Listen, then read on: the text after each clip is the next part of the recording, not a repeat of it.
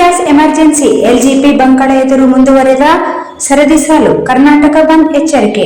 ಕರ್ನಾಟಕದಲ್ಲಿ auto gas LPG ಅಭಾವ ದಿನದಿಂದ ದಿನಕ್ಕೆ ತೀವ್ರ ಸ್ವರೂಪ ಪಡೆದುಕೊಳ್ಳುತ್ತಿದೆ.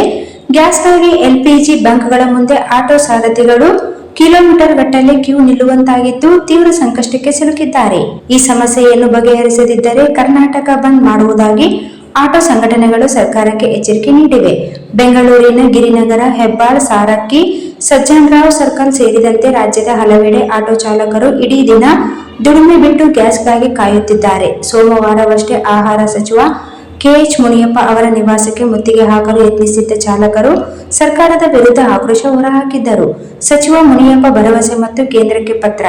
ಚಾಲಕರ ಅಹವಾಲು ಆಲಿಸಿದ ಸಚಿವ ಕೆಎಚ್ ಮುನಿಯಪ್ಪ ಏಪ್ರಿಲ್ 10ರಂದು ಸಭೆ ನಡೆಸಿ ಸಮಸ್ಯೆ ಇತ್ಯರ್ಥಪಡಿಸುವುದಾಗಿ ಭರವಸೆ ನೀಡಿದ್ದಾರೆ.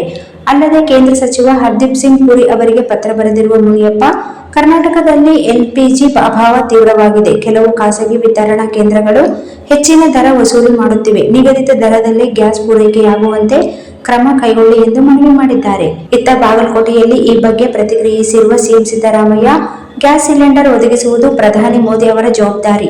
ಗ್ಯಾಸ್ ಸಿಗದೆ ಜನರು ತೊಂದರೆ ಅನುಭವಿಸುತ್ತಿದ್ದಾರೆ ಎಂದು ಕೇಂದ್ರದ ವಿರುದ್ಧ ವಾಗ್ದಾಳಿ ನಡೆಸಿದ್ದಾರೆ. ಪ್ರತಿಭಟನೆಯ ಎಚ್ಚರಿಕೆ. ನಮಗೆ ತಕ್ಷಣ ಪರಿಹಾರ ಸಿಗದಿದ್ದರೆ ಪ್ರತಿಭಟನೆ ತೀವ್ರಗೊಳಿಸುತ್ತೇವೆ ಎಂದು ಪೀಸ್ ಆಟೋ ಸಂಘಟನೆಯ ಅಧ್ಯಕ್ಷ ರಘು ಎಚ್ಚರಿಕೆ ನೀಡಿದ್ದಾರೆ. ಅಲ್ಲದೆ ಏಪ್ರಿಲ್ 9 ಗುರುವಾರದಂದು ಕರಾಳ ದಿನ ಆಚರಿಸಿ ಆಟೋಗಳಿಗೆ ಕಪ್ಪು ಬಾವುಟ ಕಟ್ಟಿ ಪ್ರತಿಭಟಿಸಲು ನಿರ್ಧರಿಸಲಾಗಿದೆ.